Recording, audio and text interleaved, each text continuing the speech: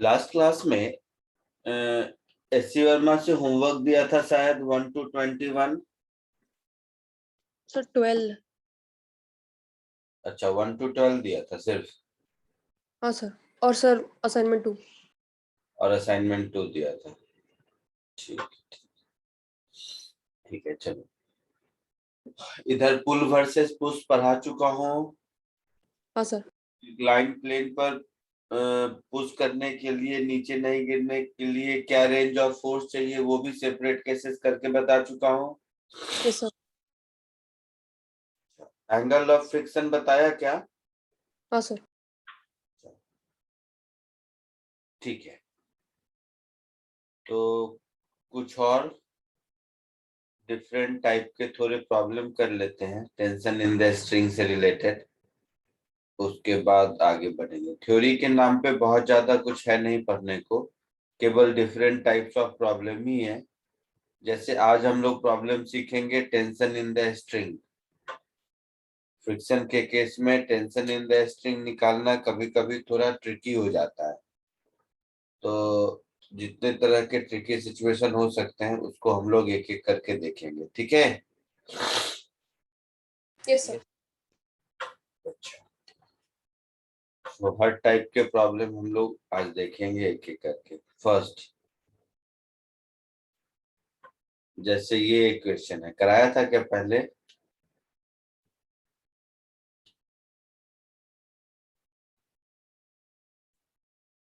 No sir, पहले नहीं करा था। कोशिश कीजिए इसको।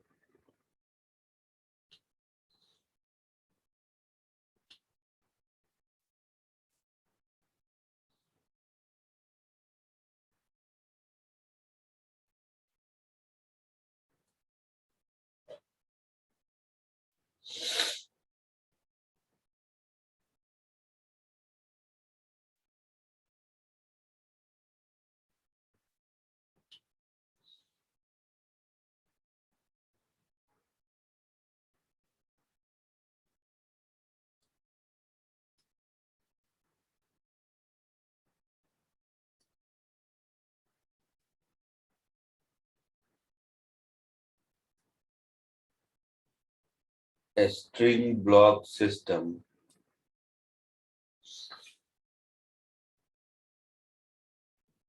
involving friction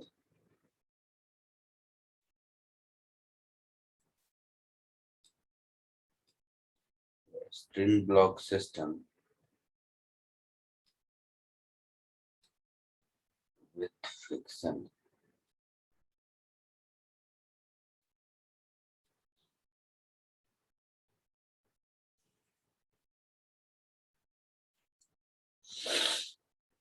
कोशिश कर रहे हो? Yes sir. जैसे ही कुछ आंसर आए बताइए।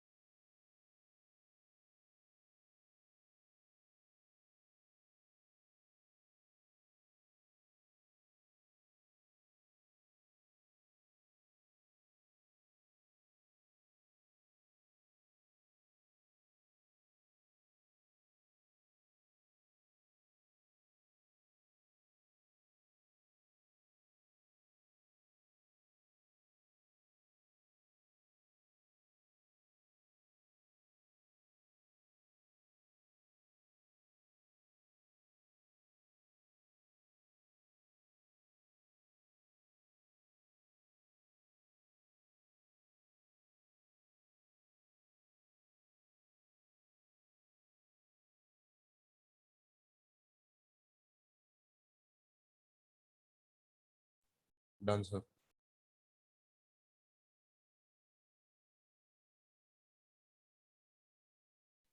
क्या आंसर आया? Sir, 40. सबको आया 40 या कुछ और आया किसी को?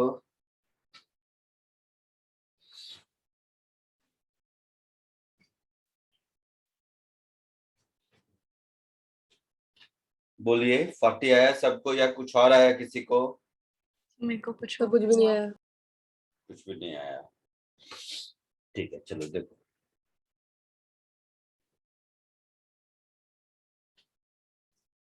सब लोग ध्यान से समझो।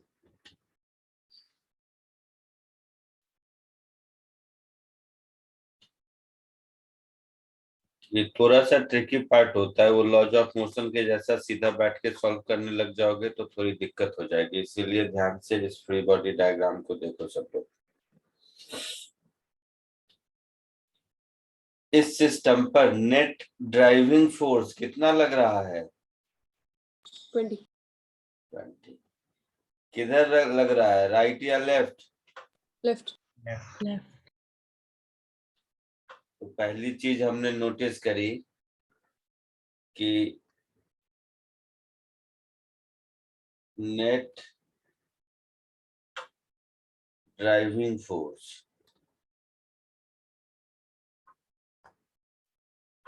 इस पर है 20 न्यूटन लेफ्ट वर्ड, ये नोटिस किया हमने। हाँ सर। मैक्सिमम अपोजिंग फोर्स कितना है? 150। 90 + 60 150 न्यूटन है। फ्रिक्शन का कोई फिक्स डायरेक्शन नहीं, जिधर जरूरत होगी उधर होगी। तो इन दोनों बातों का मतलब है कि सिस्टम रेस्ट पर रहेगा, ये पक्का है। यहाँ तक कोई दिक्कत? No sir. No, sir. So system is at rest.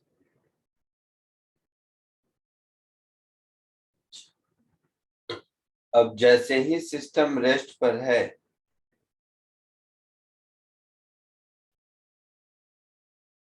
तो दो बातें हो सकती हैं, देखना ध्यान से। अगर सिस्टम रेस्ट पर है तो हम ऐसा सोच सकते हैं, ध्यान से देखना।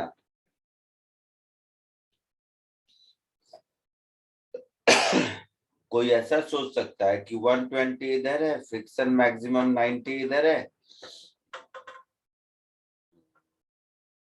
फ्रिक्शन मैक्सिमम 90 है, तो यहाँ पर मैक्सिमम फ्रिक्शन 90 इधर लग गया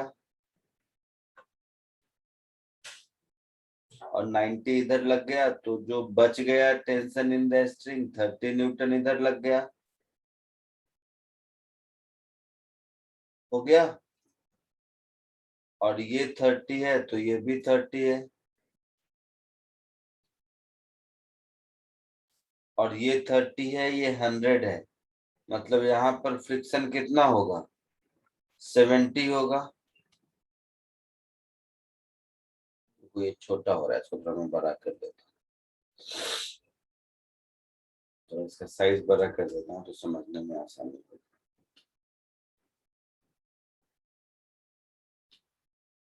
तो देखो,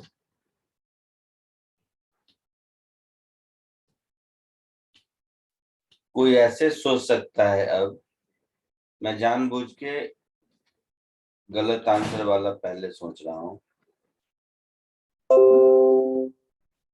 मान लो कोई ऐसे सोचा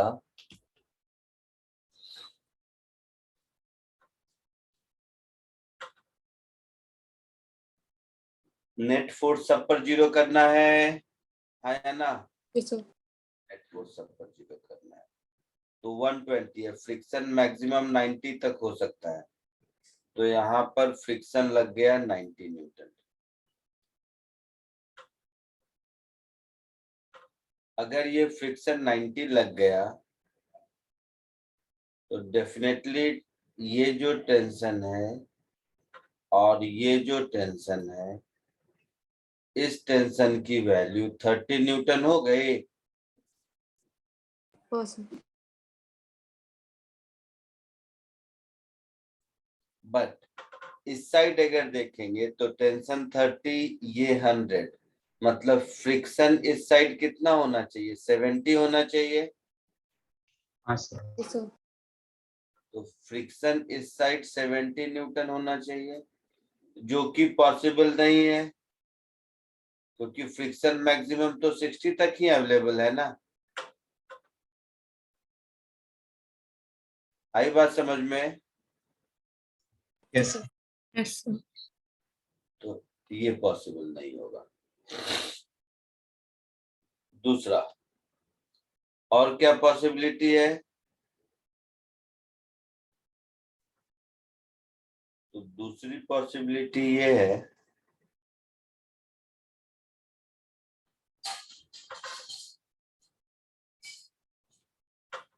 कि हम इस कैलकुलेशन को लेफ्ट साइड से करें। ठीक है, अब अगर हम इस कैलकुलेशन को राइट साइड से करें, लेफ्ट से तो पहले किया था, राइट साइड से करें, राइट साइड से करेंगे तो ये 100, फ्रिक्शन इधर 60,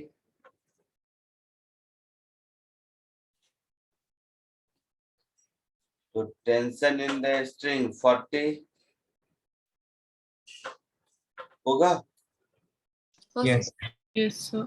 टेंशन इन द स्ट्रिंग 40 और ये 120, तो फ्रिक्शन इधर कितना हो गया? 80. 80 न्यूटन। और फ्रिक्शन अवेलेबल कितना है? 90 न्यूटन तक, तो ये चलेगा। Yes sir. आई बात समझ में? हाँ सर. कोई डाउट किसी को? हाँ सर। सब कॉपी कर लो इसको जल्दी से।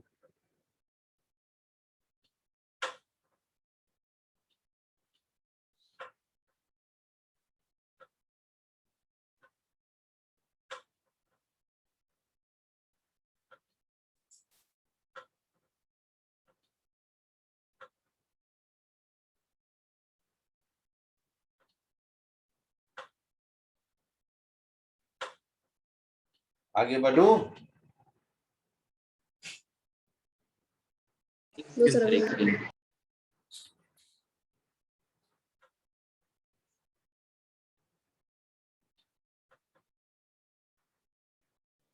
सर टेंशन 50 क्यों नहीं हो सकता अगर हम राइट से जाए? क्या? टेंशन को अगर हम 50 न्यूटन ले फिर भी तो हो सकता है। क्यों 50 ले? मतलब ऐसे ही थोड़ा ना कुछ भी ले लेंगे। 50 क्यों दिमाग में आया बताओ? क्योंकि 50 लेने पर भी मैक्स फ्रिक्शन वाले का वो सेटिस्फाई हो रहा है। अरे ऐसा नहीं है, तो उसका तो इनफाइनाइट आंसर हो गया। कॉमन सेंस पहले समझो सब लोग, विजुअलाइज करो जो मैं कह रहा हूं। एक ऑब्जेक्ट को मान लो रफ इंक्लाइन प्लेन पर डाल दिया, ठीक है, Yes, sir. और फ्रिक्शन की वजह से वो नीचे नहीं आ रहा है, ठीक है। Yes sir.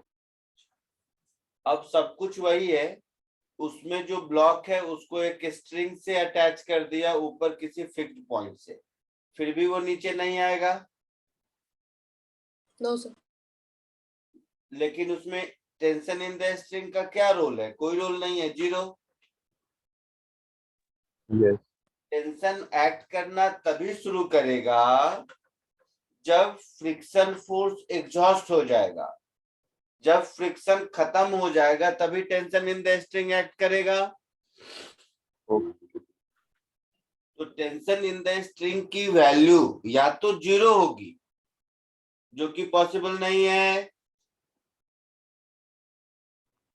Yes sir.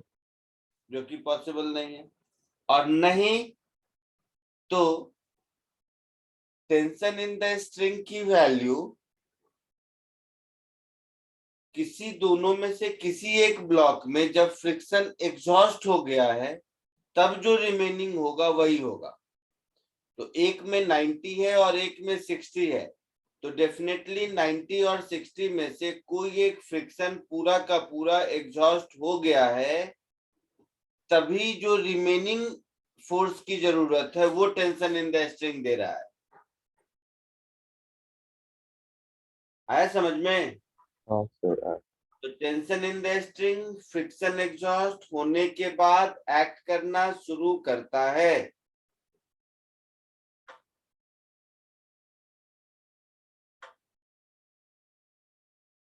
आगे बढ़ूं? हाँ सर।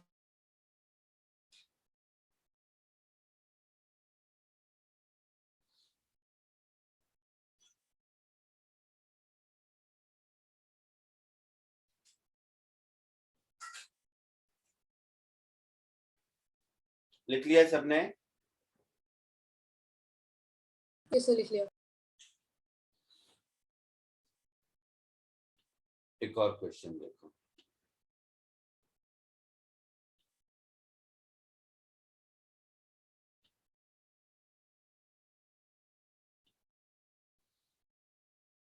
इसको कोशिश करो।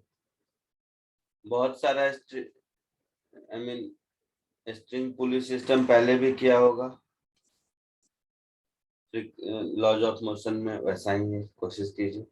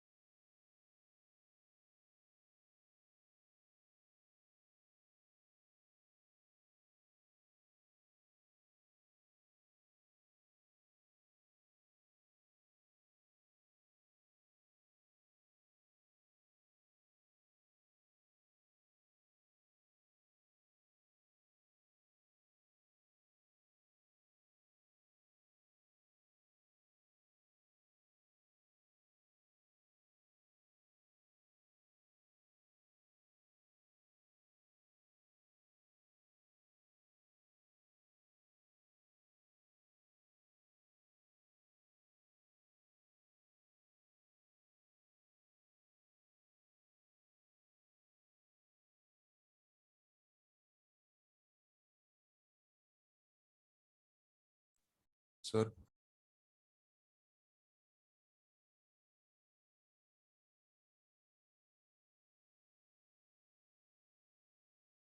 बोलो, कुछ आंसर बता रहे हो कोई?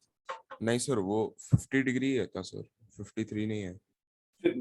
वैसे तो आइडियली कोई फर्क नहीं पड़ता, बट हाँ, आप लोगों को वैल्यूज 53 की पता है ना? मतलब 50 का वैल्यू पता नहीं है, कैलकुलेटर यूज करना पड़ेगा, तो सबसे अच्छा है इसको 53 डिग्री कर लीजिए।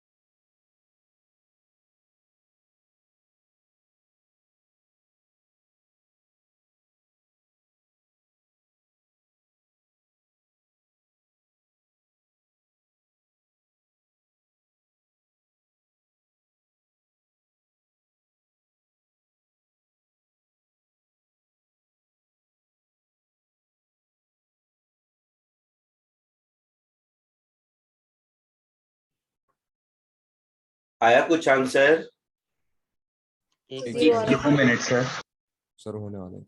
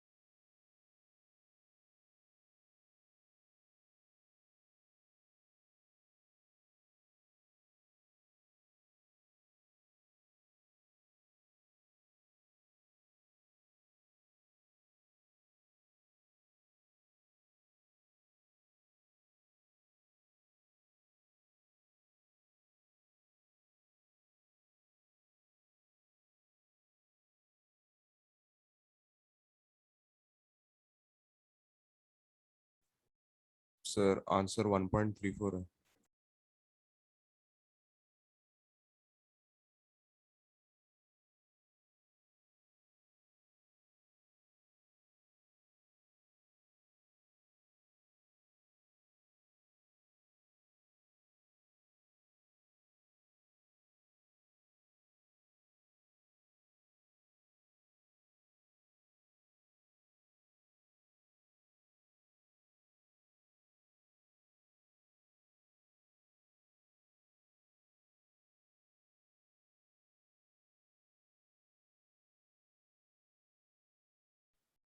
बोलो बेटा क्या आंसर बताया?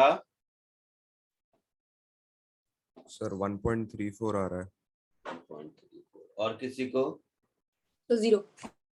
0 आ रहा है। और किसी को?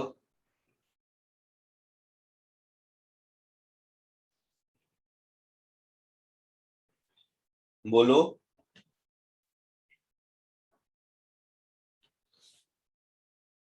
चलो देखो इधर, सब लोग इधर ध्यान से देखो।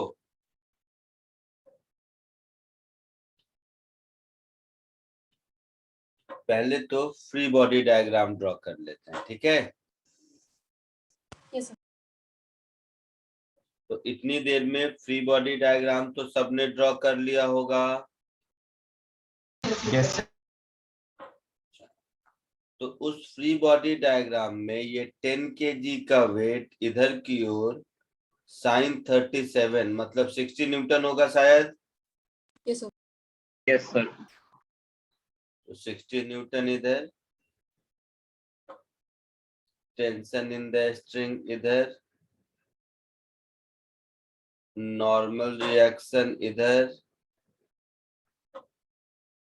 80 न्यूटन इधर। फ्रिक्शन को छोड़कर बाकी फोर्सेस तो लिख ही सकते हैं, ऐसा कुछ होगा। यस इस साइड की स्टोरी 5 kg का 50 में sin 37 हो जाएगा, तो ये 40 न्यूटन होगा शायद। Yes sir. ये N2 हो जाएगा, ये 30 न्यूटन हो जाएगा, और ये टेंशन इन द स्ट्रिंग हो जाएगा। यहां तक किसी को कोई दिक्कत है? No sir. पक्का? पक्का सर। क्या क्या हो सकता है? 10 kg वाला नीचे जा सकता है, 5 kg वाला ऊपर जा सकता है। एक हाँ sir. Possibility, yes sir. 5 kg वाला नीचे जा सकता है, 10 kg वाला ऊपर जा सकता है। दूसरा पॉसिबिलिटी, 5 kg वाला नीचे जाएगा और 10 kg वाला ऊपर। और दोनों में से कोई कहीं नहीं जा सकता है। तीसरा पॉसिबिलिटी, यही सब कुछ होगा। Yes sir. Yes sir. तो केस 1, मान लो 10 kg वाला नीचे जा रहा है और 5 kg वाला ऊपर जा रहा है, ठीक है? Yes sir. तो first case,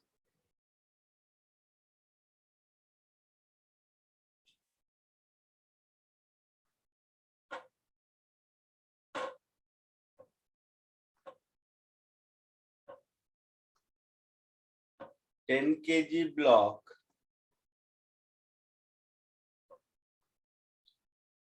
is going down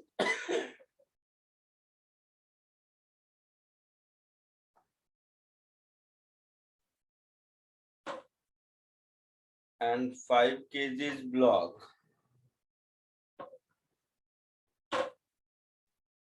is going up.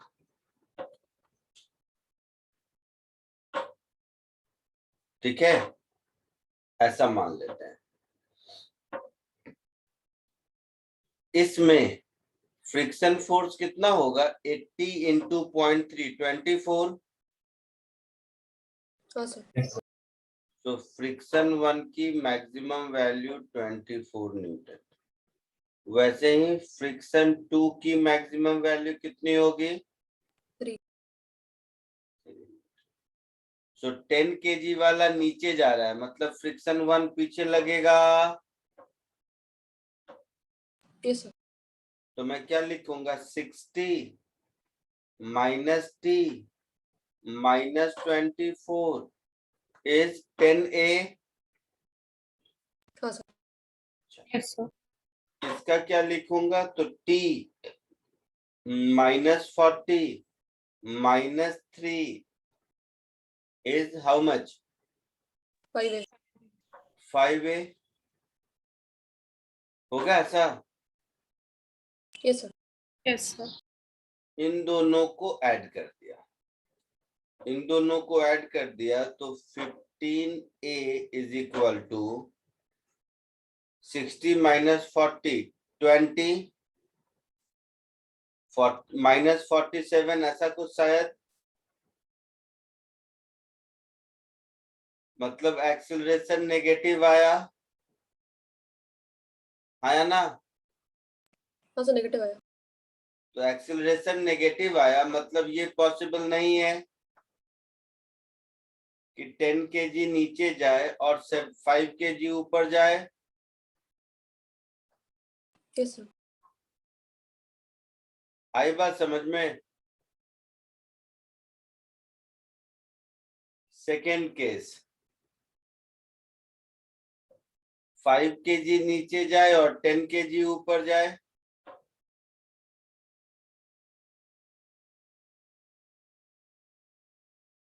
Five kgs block is going down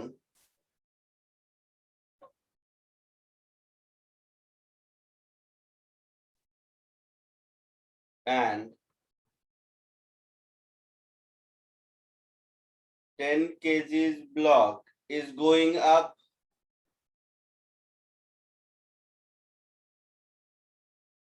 ऐसा भी हो सकता है। हाँ सर. तो इस केस में क्या होगा? 10 kg वाला ऊपर जा रहा है, 10 kg वाला ऊपर जा रहा है ना? Yes, sir. T -60 -24 is 10a। हाँ sir. 40 - t -3 is 5a।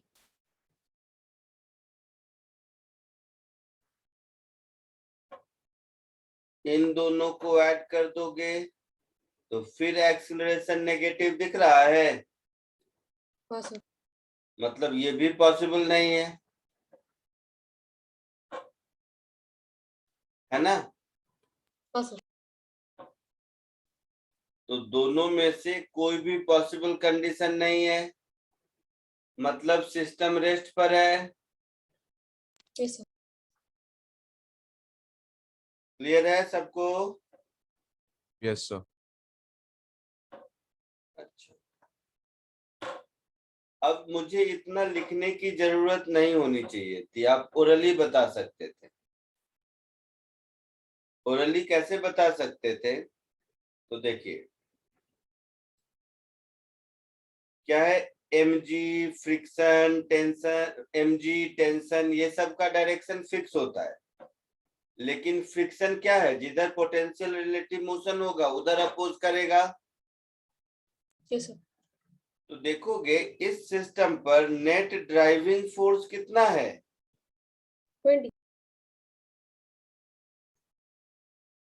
20 Newton है।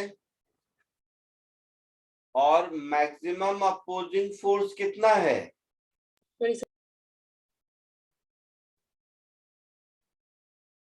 27 न्यूटन है, मतलब कहीं नहीं जाएगा।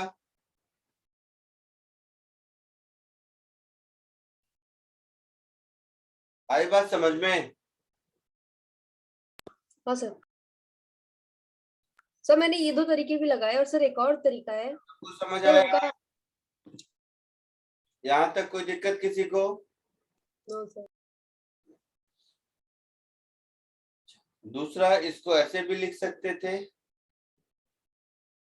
क्योंकि जैसा फ्री बॉडी डायग्राम ड्रॉ करने के बाद जैसा हमने अभी ऊपर कुछ क्वेश्चन सॉल्व किया था, उस थॉट प्रोसेस से अगर देखें तो फ्री बॉडी डायग्राम ड्रॉ करने के बाद इस क्वेश्चन को ऐसा कर सकते थे।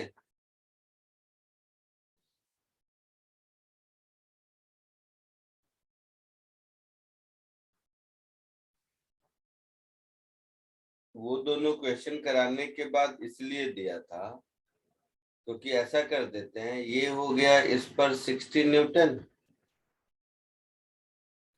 ये हो गया 40 न्यूटन, ये हो गया 10 kg, ये हो गया 5 kg, यहाँ पर मैक्सिमम फ्रिक्शन की वैल्यू हो गई 24 न्यूटन और यहाँ पर मैक्सिमम फ्रिक्शन की वैल्यू हो गई 3 न्यूटन। यही क्वेश्चन है, ध्यान से देखो तो पिछले क्वेश्चन के जैसा हाँ सर। है ना। तो यहाँ से भी कह सकते हैं कि एक्सेलरेशन 0 होगा। समझ आया सबको? ये सर। हाँ बोलो, कुछ बोल रही थी तो? सर यही चीज बोल रही थी, तीसरी वाली। कॉपी कर लीजिए जल्दी।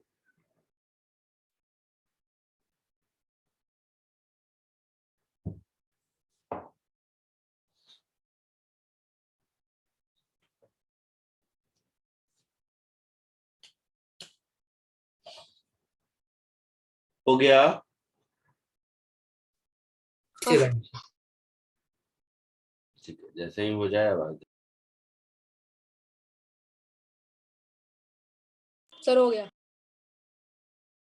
नहीं सर, 1 मिनट।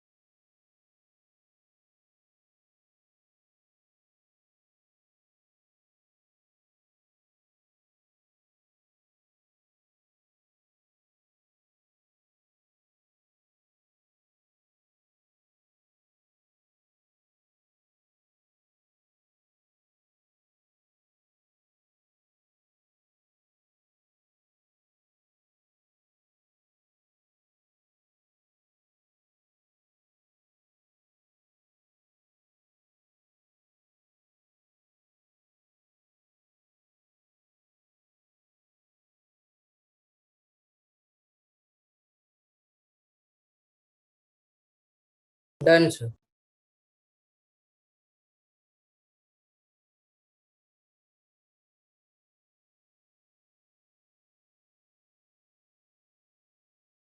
आगे बढ़ूं? Sir 1 minute.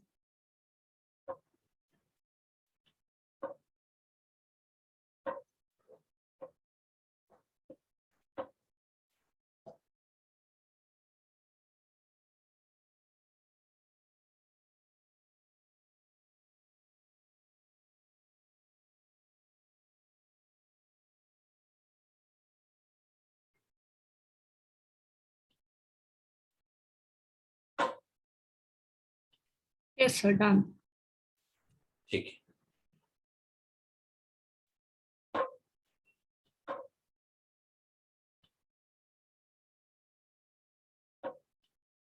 नेक्स्ट एक और क्वेश्चन देखो, शायद मैंने कराया होगा, वैसा होगा तो बता देना। ये कराया था पहले क्या?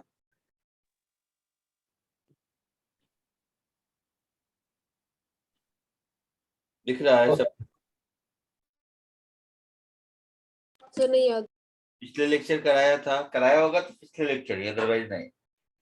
हाँ सर नहीं कराया था, ठीक है। तो ये हो गया क्वेश्चन नंबर 3 ना। Yes yes.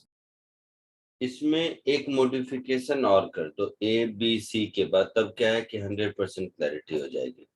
तो option, I mean D, t is equal to 4 seconds. ठीक है, कोशिश करो इसको।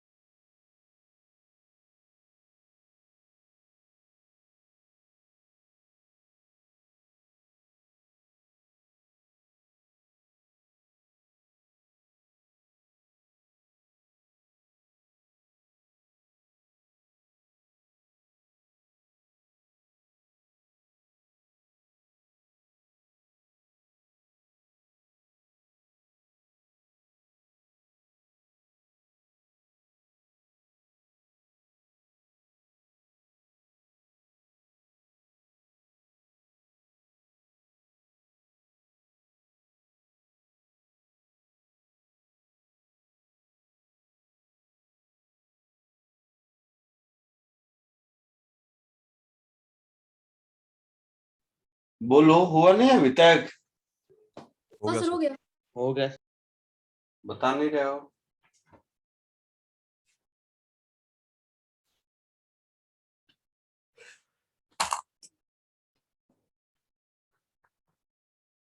देखो इधर, पहले 3 केसेस में तीनों में 0 है टेंशन। देख लेते हैं।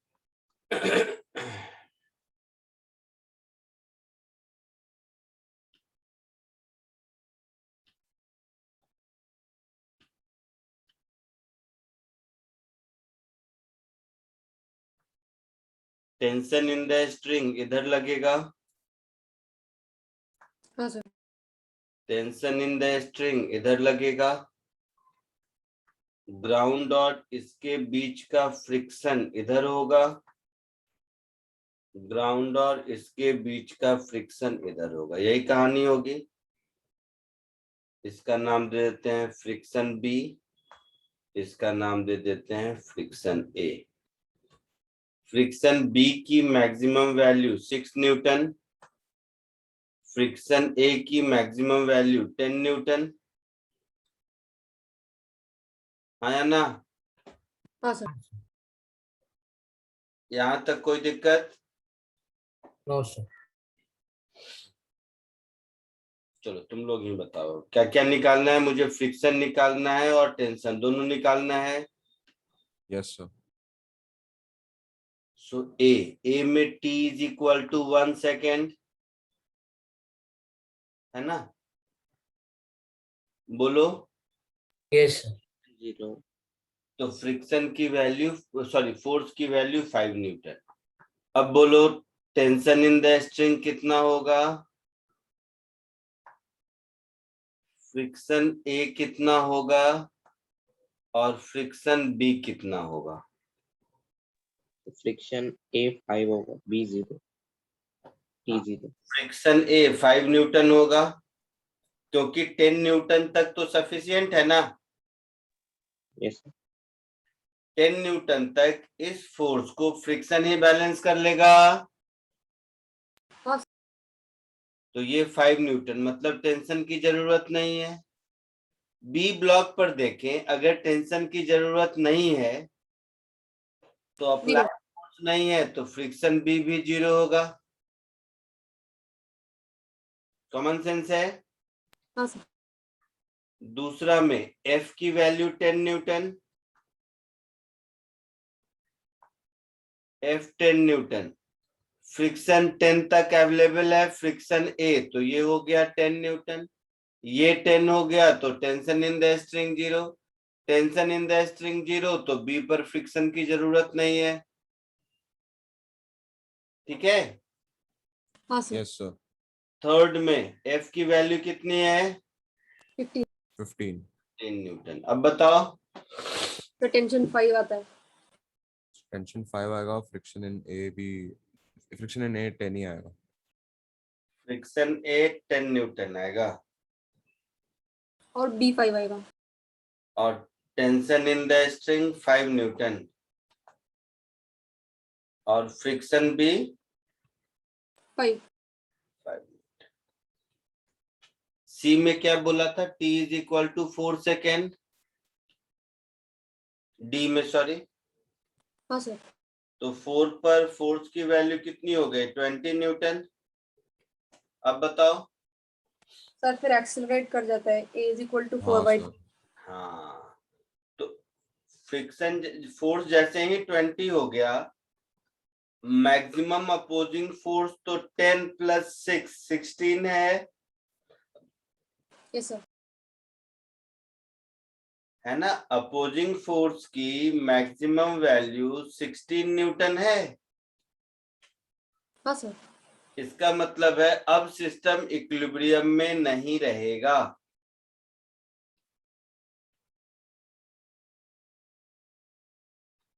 क्लियर है? Yes sir.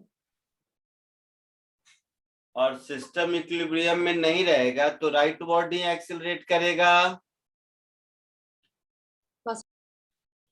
So 20 minus T minus 10 is equal to कितना मास था, 2 kg था ना, 2a, yes sir 2 और इसका हो जाएगा T-6 था, yes sir T-6 is equal to a।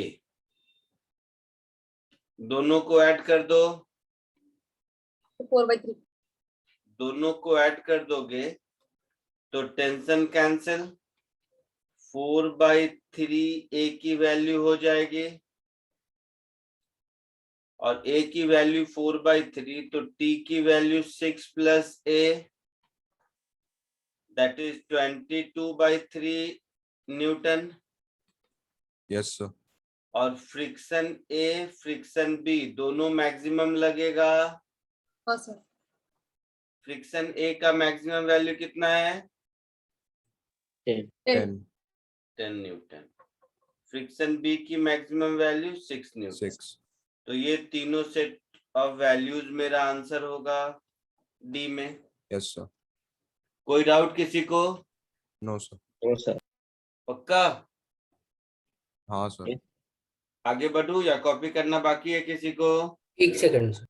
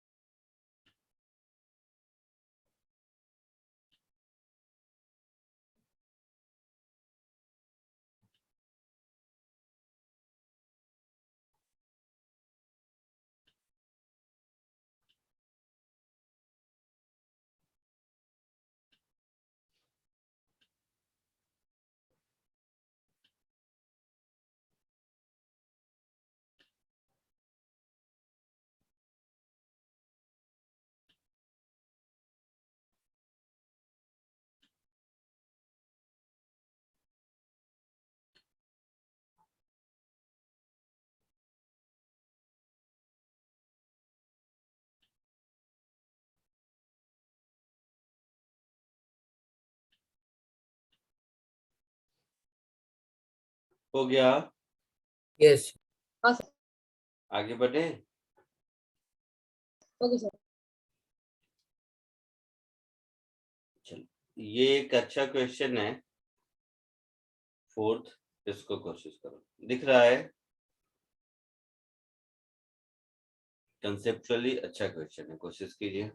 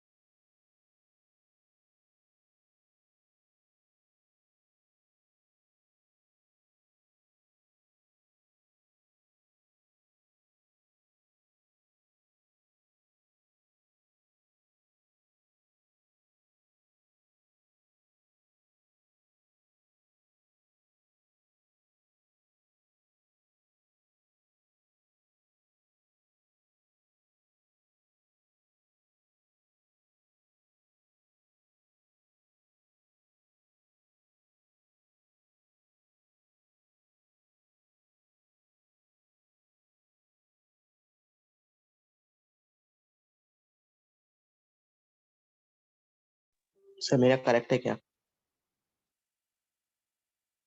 बोलो क्या आंसर है। Sir G U into M plus M divided by 1 + GU। So मैं बताऊं, बोलो। और m plus m into g by 1 plus mu।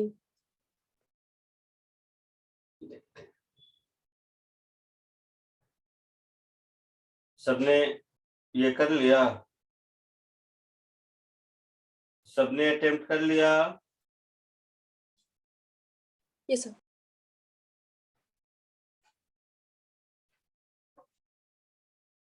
ठीक, देखो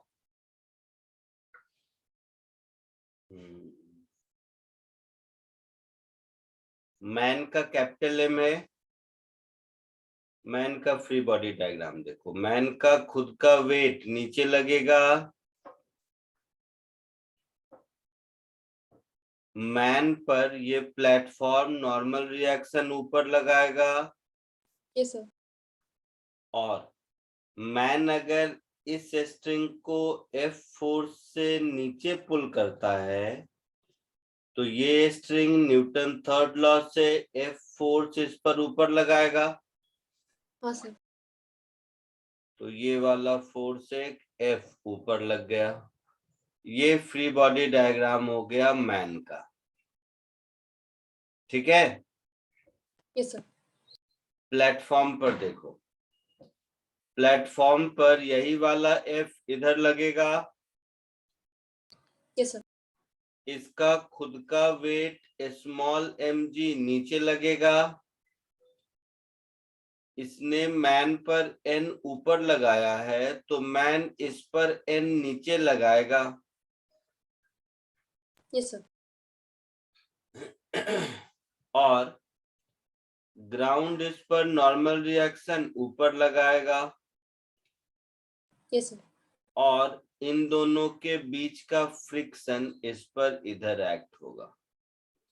ये हो गया प्लेटफॉर्म का या ब्लॉक का फ्री बॉडी डायग्राम, जो भी कह लो। यहां तक कोई दिक्कत? No sir. इस फ्रिक्शन की maximum value mu times normal reaction of ground होगी। हाँ सर।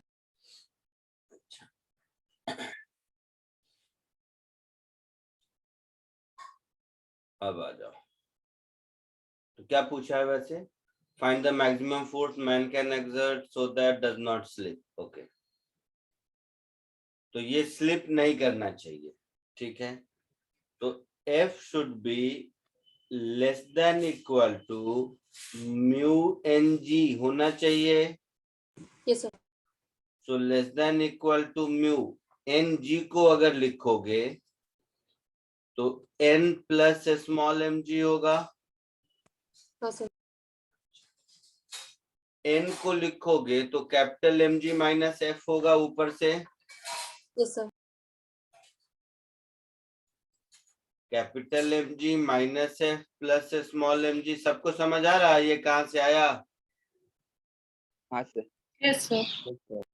यहाँ से इसके इक्विलिब्रियम से हम लिख सकते हैं ना कि N plus F is capital mg, so N is capital mg minus F, है ना? हाँ सर। तो यहां से N की वैल्यू हमने यहाँ पर सब्स्टिट्यूट करी, तो इसको हम लिख सकते हैं less than equal to mu m plus mg। Capital M plus small m into G minus mu into F। इसको इधर ले जाओ तो F common 1 plus mu, this should be less than equal to mu capital M plus small m into G। So finally F should be less than equal to, यही answer बताया था। हाँ sir. Very good.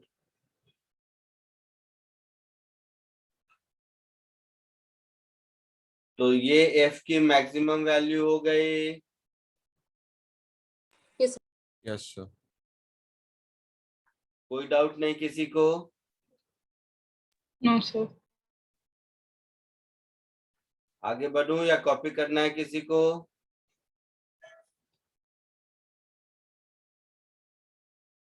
बोलिए। एक second लिखना।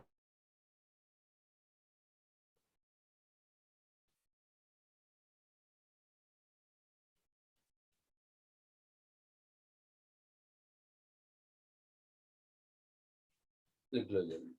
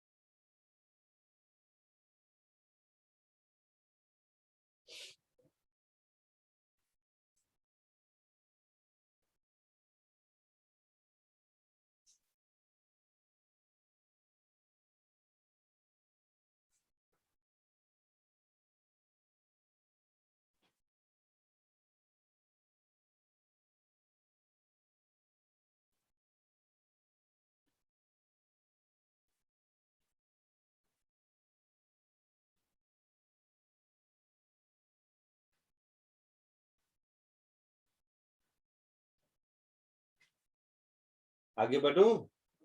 एक second sir.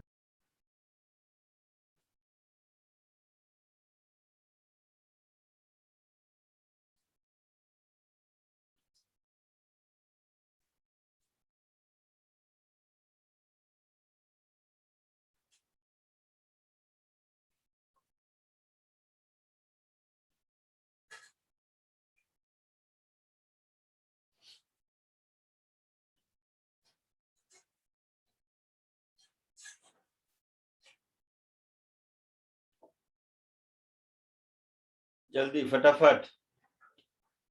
हो गया। Done sir. तो ये आपको स्ट्रिंग पुलिस सिस्टम को समझ आया।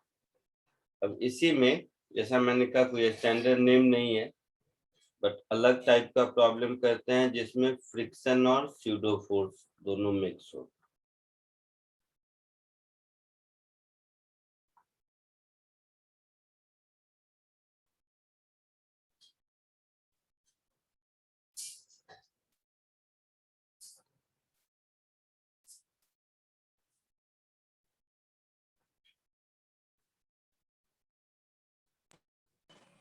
सर आप एक मिनट के लिए दिखा सकते हैं कैसे पहले वाला? उससे मैंने वो डायग्राम नहीं बनाया। बट बाद में जब नोट शेयर करूंगा तब करना। Okay sir. इसको कोशिश करो आप। नंबर 5 होगा ना? हाँ।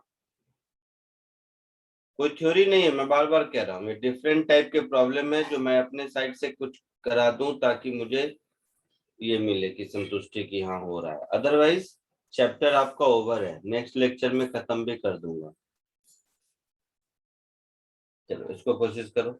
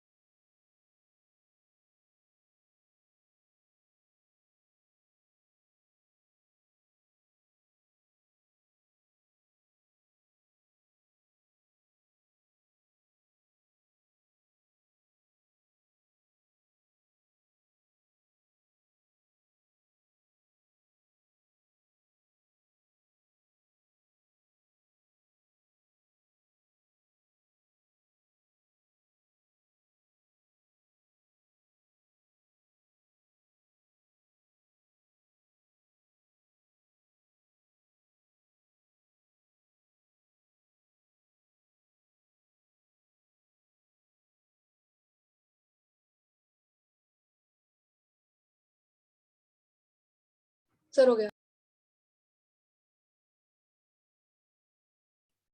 क्या आंसर आया? Sir 100 to infinity। 100 sir. Very good. सबका हो गया?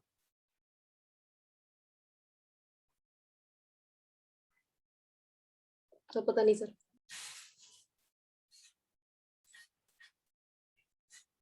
बाकी जनता बोलो कुछ।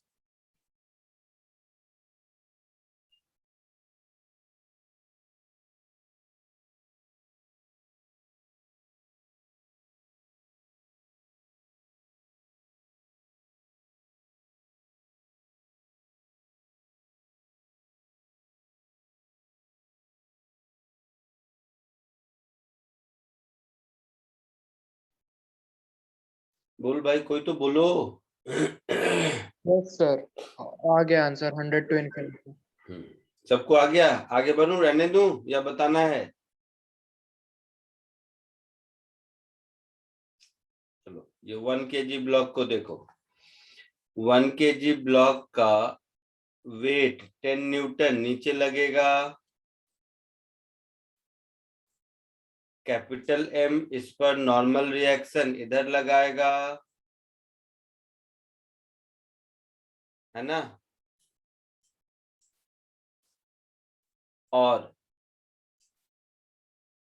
फ्रिक्शन इस पर इधर लगेगा ऊपर की ओर, जो इसको नीचे गिरने से रोकेगा। अगर हम स्यूडो फोर्स का कॉन्सेप्ट यूज करते हैं तो इस पर pseudo force m small m into a इधर लगेगा। क्लियर? Yes sir. दोनों कंबाइंड सिस्टम में कोई रिलेटिव मोशन नहीं हो रहा है, तो F is equal to capital M plus small m into a, ऐसा होगा। सो एक्सेलरेशन a की value capital F plus F upon capital M plus small m, है ना? तो नीचे नहीं गिरने के लिए फ्रिक्शन फोर्स का maximum value should be greater than 10 newton. Yes sir. Friction force का maximum value should be greater than equal to 10 newton yes sir. और small m not to fall down. होगा ऐसा? हाँ sir. That is mu into n. This should be greater equal to 10 Newton.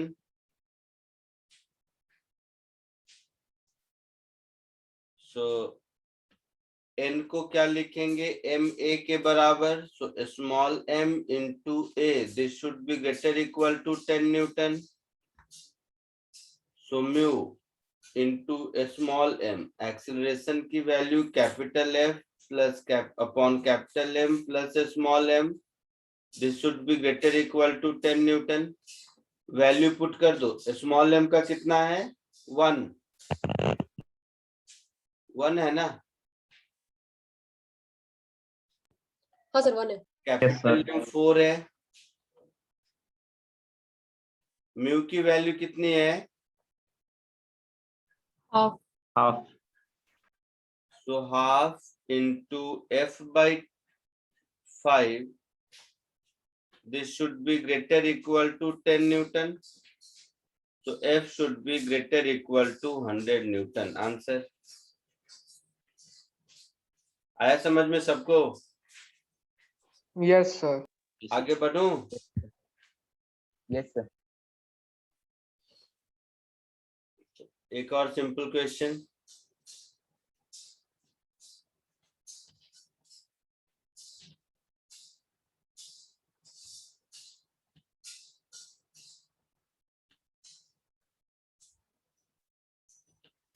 Assignment 1 और 2 भी दिया था मैंने।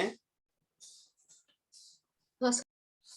करके देखा क्या? हाँ सर, सर, ये- असाइनमेंट 1 हो गया, उससे काफी सारे हो गए। हाँ sir. Very good. नहीं सर, एक में डाउट है सर असाइनमेंट 1 में। इसको करो। 2 नहीं 6 होगा सर, सॉरी।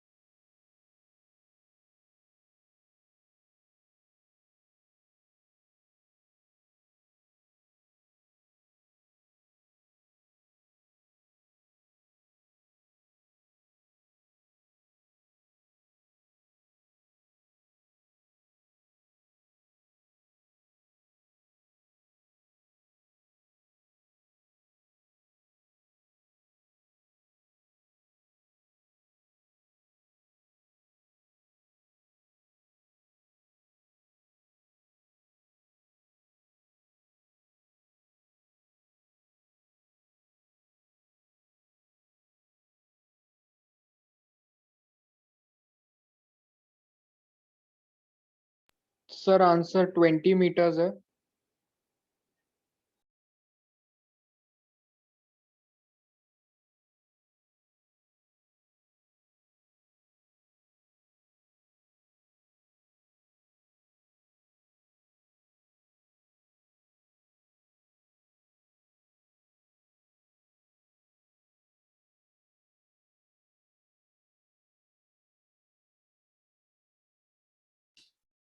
किसी ने आंसर बोला था ना अभी? हाँ सर, मैं पूछ रहा था कि आंसर 20 मीटर है क्या? हाँ हाँ 20 मीटर है।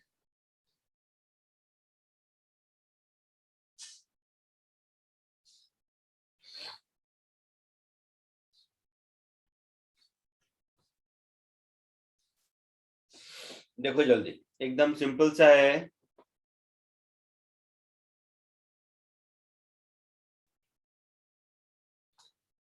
ट्रक का एक्सीलरेशन है 2 मीटर पर सेकेंड स्क्वायर।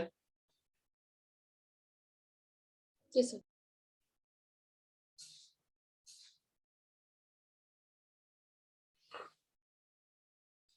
अच्छा, अब इसका मैं फ्री बॉडी डायग्राम अगर ड्रॉ करूं तो इसका खुद का वेट कितने मास का है ये? 40 kg. 40 किलो। 40 kg। तो ये हो गया 400 न्यूटन नीचे। ट्रक का नॉर्मल रिएक्शन ऊपर, इस पर स्यूडो फोर्स इधर लगेगा। स्यूडो फोर्स को रेड कलर से कर देते हैं। इस पर स्यूडो फोर्स इधर लगेगा यस सर। MA, और फ्रिक्शन इसके लोअर सरफेस पर इधर लगेगा। लगेगा? Yes sir. अच्छा, तो इस MA की वैल्यू कितनी हो जाएगी? मास 40, एक्सेलरेशन A, तो 80 Newton. Yes sir. Yes sir. और इस फ्रिक्शन की मैक्सिमम वैल्यू कितनी होगी? तो 400 इंटू 0.15, 60. 16। That is 60 Newton. तो 80 न्यूटन से 60 न्यूटन छोटा है। हाँ सर। Yes sir.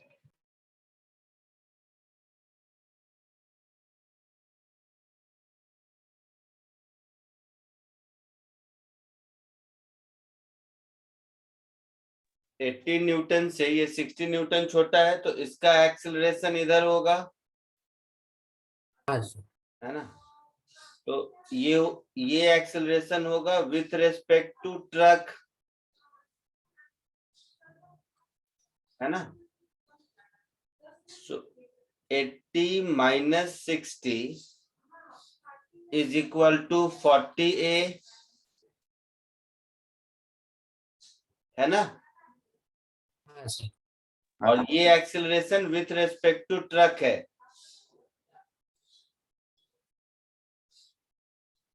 है ना। वो दोनों ए से मत समझ लेना। तो 80 माइनस 60 कितना हुआ, 20, मतलब एक्सेलरेशन 1/2 हो गया। Yes, sir.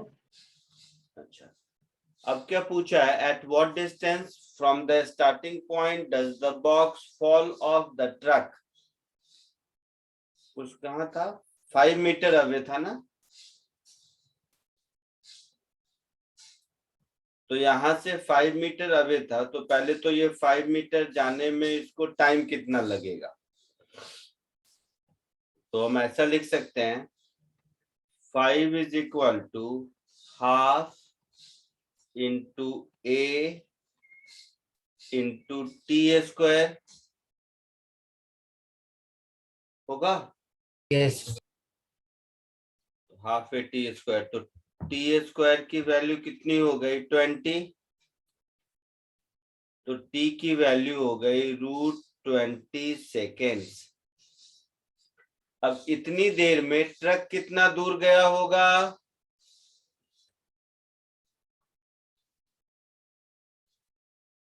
half into 2 into t square. तो distance moved by truck in this time interval.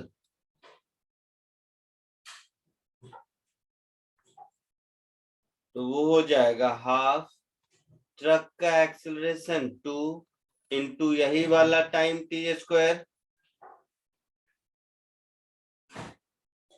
आया समझ में। हाँ सर। तो 20 मीटर आंसर।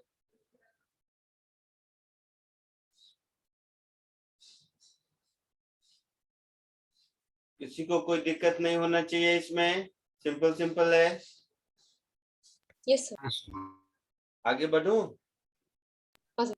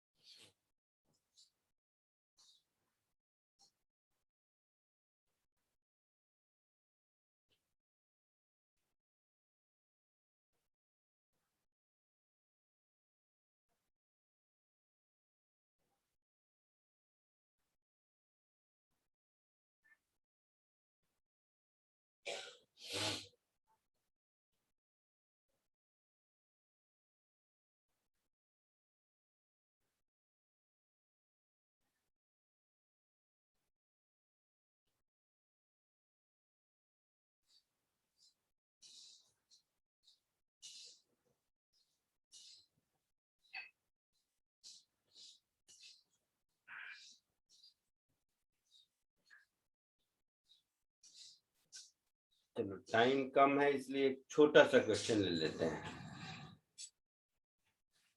छोटा सा जो 5 मिनट्स का ही है।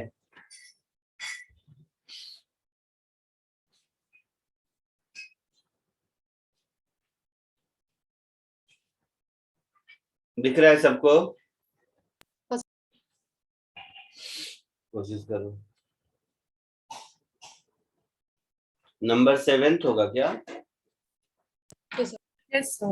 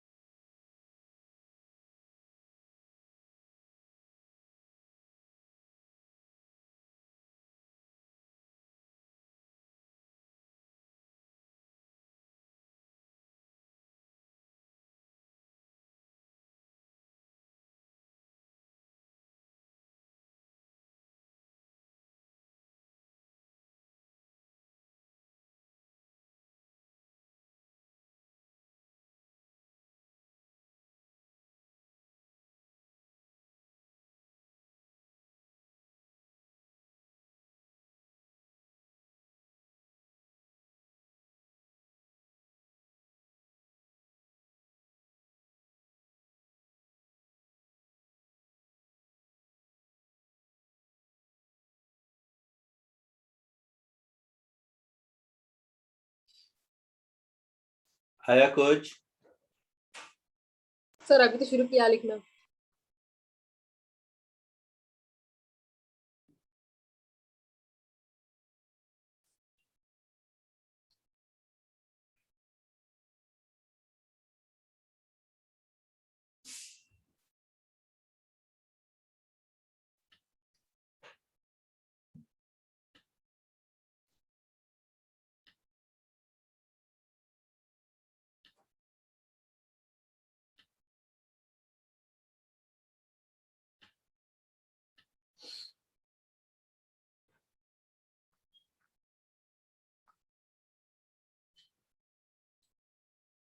सर हम्म, सर हाइट की वैल्यू आ रही है r इंटू 1 माइनस 1/√1 + μ²। हो सकता है करेक्ट हो, मुझे पता नहीं, देखते हैं।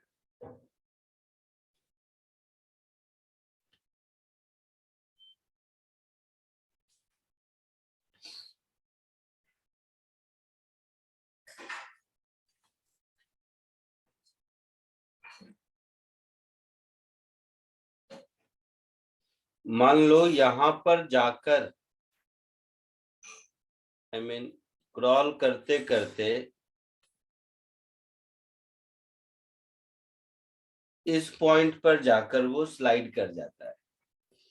यही पूछा है कि कितना हाइट तक क्रॉल कर सकता है, तो ये हॉरिजॉन्टल वाली लाइन है और यहाँ पे जाके मान लो ये स्लाइड कर जाता है।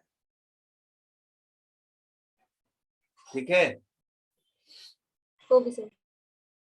तो ये एंगल मान लो थीटा है अगर,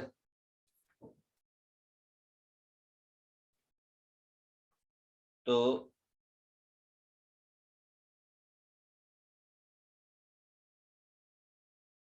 ये एंगल भी थीटा होगा, ये एंगल भी थीटा होगा।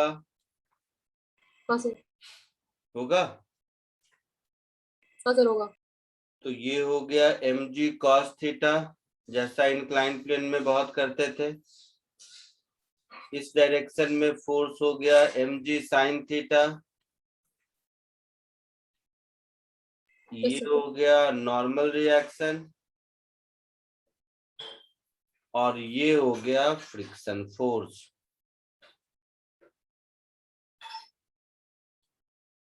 ठीक है, तो यहाँ पर ये स्लाइड कर रहा है, मतलब इससे ऊपर नहीं जा पा रहा है, मतलब mg sin theta just equal to friction force का maximum value, that is mu n,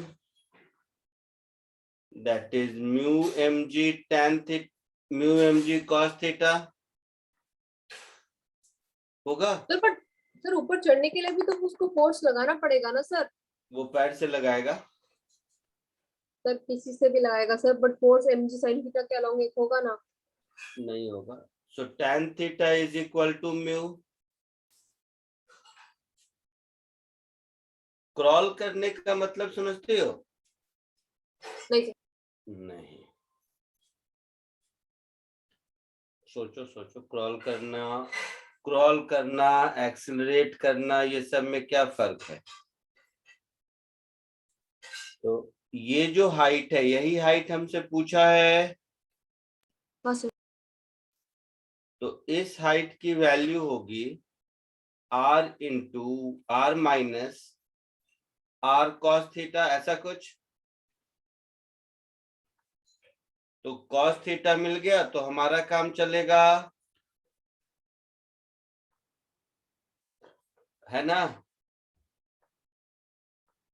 हाँ सर। Yes, sir. ये अगर tan थीटा है, इसका मतलब cos थीटा क्या होगा?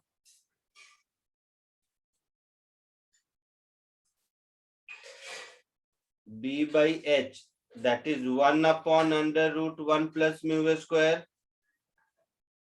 Yes, sir. So ये जो हाइट है ये क्या हो जाएगी? r into 1 minus cos theta, that is 1 minus 1/√1 plus mu square. ये आपका आंसर होगा। यही आंसर बोला था बेटा किसी ने? हाँ सर यही था। Very good. सर मुझे नहीं समझा सर वो फोर्स क्यों नहीं लगाएगा? क्रॉल करने का मतलब एक्सीलरेशन नहीं होता है। सर तो फिर क्रॉल कैसे किया? मुझे नहीं पता, सोचो खुद से। क्रॉल कैसे करते हैं बताओ ना। सर वो पता है कैसे? सर, घिसते घिसते। घिसते घिसते, हाँ। तो घिसते घिसते ये ऊपर चढ़ता रहा। तो क्रॉल करने में क्या होता है, वो लकड़ी वाली सीढ़ी पे चढ़ने के जैसा है। थोड़ा सा चढ़े रुके, थोड़ा सा चढ़े रुके, थोड़ा, या पेड़ के ऊपर आप किसी इंसेक्ट को क्रॉल करते हैं तो कैसे होता है, वो ऊपर जाता है रुकता है, ऊपर जाता है रुकता है, ऊपर जाता है रुकता है। और अगर वेट बैलेंस नहीं कर पाएगा फ्रिक्शन तो नीचे गिर जाएगा। तुम इस बाउल को छोड़ दो, तुम इसको कह लो कि एक वर्टिकल पेड़ है, ठीक है? Yes sir. और उस वर्टिकल पेड़ पर एक इंसेक्ट क्रॉल कर रहा है, ठीक है?